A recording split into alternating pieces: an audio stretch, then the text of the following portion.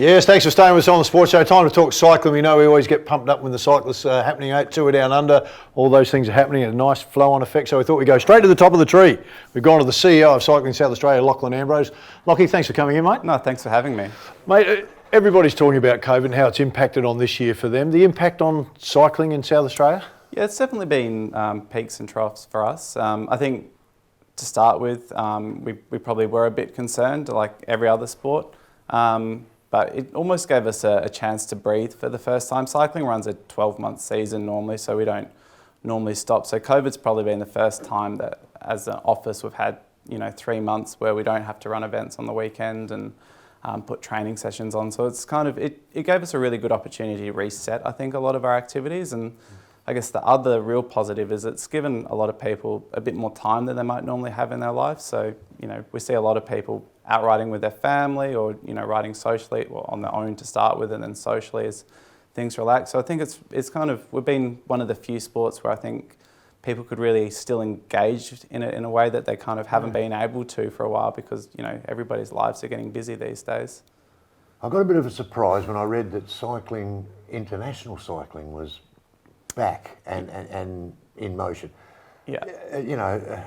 I don't know. Is that likely to continue? Because gee whiz, the way the world is at the minute. Yeah. Look, they started 2 weeks ago, I think, and I think they're probably optimistic. I think what we're seeing around the world is that those second lockdowns are starting to happen in more and more countries, and it might be okay in one country, but then I think there was a case where one of the teams couldn't go and race in another countries because they're racing across borders in Europe. So I think they're probably a little optimistic, and I know they still want to hold the Tour de France and some of the other major sporting events on the calendar, mainly because the sport needs it financially.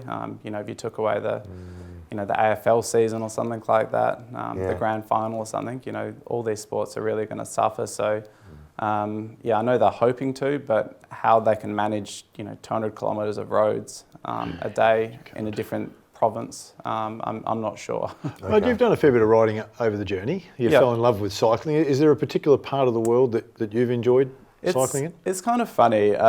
There's a few places around the world. There's places where I'll happily go and ride for a week or two maybe, but in terms of riding in the world, and if you're going to be based anywhere, I'm probably a little biased, but Adelaide is about as good as you can get. We've got, South Australians know the variety of kind of countryside we've got beaches, we've got hills, we've got, little back roads which are really quiet. And I think one thing that we've seen a lot recently is the advent of gravel riding. So, we hear a lot about road riding, but, I think we're diversifying as those roads are getting busier and you're seeing more and more people ride on the gravel roads. And I think that's unlocked even more fantastic roads in the hills, which are probably a little less trafficked as well, which is an added bonus. Which brings us to the My Palonga road race, which is different. It's been in Williamstown the last 3 years. Yeah, correct. Bit hairy and fairy, but this one here. 85% of it, I believe, closed road. is traffic free. Yeah, so we've got a new state road course next weekend. So it's a 10k loop just out of Murray Bridge in a town called My Palonga, just off the river flat. So it should be some pretty scenic opportunities for our photographers to get some pretty good snaps. And I think we're talking about COVID before. One of the benefits is that we've got an Olympic track team who are all primed to be in Tokyo this week. And instead of racing in Tokyo, they're racing, locally. So we're going to have world champions and some of the best riders in the world racing our state road titles, which is, I guess, is one of the few bonuses, I guess, we've seen from COVID. All right, talk about the road, mate. What about the velodrome? Yeah, so it's full bore there as well. So we held the first round of the Adelaide Track League last weekend, and we had world champions on the track versus some of the local up-and-comers. It's a really good opportunity for some of the sassy riders to kind of get some competition experience in. We had 700 people into the Superdrome, which is pretty much what the venue's capacity was. So I think there's a real excitement, I think, for people to get out and get back to doing what they love doing, which is watching sport and being involved in fun events. I'd say one of the oldest tracks that I can remember in cycling, because it was in my area, was Hanson Reserve. Yeah. It's been going for, well, I'm only 45, but We don't count the 10 years I spent in grade 5.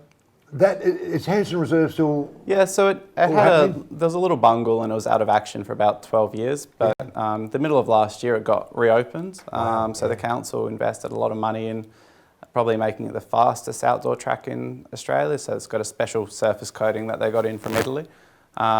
So, and they've taken down the fence as well, so it's available to the community, which is the first time. So you can go down there any time of day if there's not an organised session on, and just trundle around on your balance bike or your hybrid, whatever's floating around in the shed.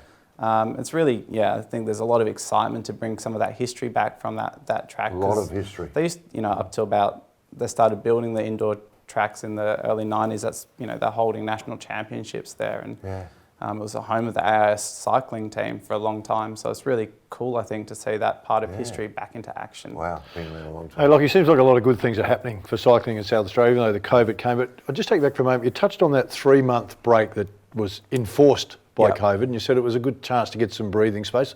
What do you reckon you learnt most through that 3-month period that you've been able to use to impact cycling again? Yeah, that's a good question. I think for us, it's just making sure that we're focusing on process a little bit more and thinking about why we're doing things and what are the outcomes that we're really trying to achieve. It's really easy, I think, for sport in particular to just, you did something last year, so you think, okay, well, we're going to deliver something really similar again, and it's mainly because you press on time and it's easy. So it gave us, it pushed us to kind of think outside of the box in ways that we can provide, a bit more value to our membership, and whether that's engaging in the digital space. So as an example, Cycling Australia ran, so there's an online almost computer game called Zwift, where you can plug your bike in and pedal away, and it will give you a virtual kind of avatar. So we had a national series on Zwift. So people, in their living rooms or garages or wherever they've set their trainer up, racing against people in other states. So I think there's been a few opportunities like that which have popped up, which maybe, thought of being good ideas, but when you've got to put something out on Saturday, you maybe don't have the time to invest into it. So Hey, Lockie, really appreciate your time coming in, mate. We're keen to get you back and find out how all these other races are going as soon as they come up. So our special guest, Lachlan Ambrose, CEO of Cycling Australia. Stay with us.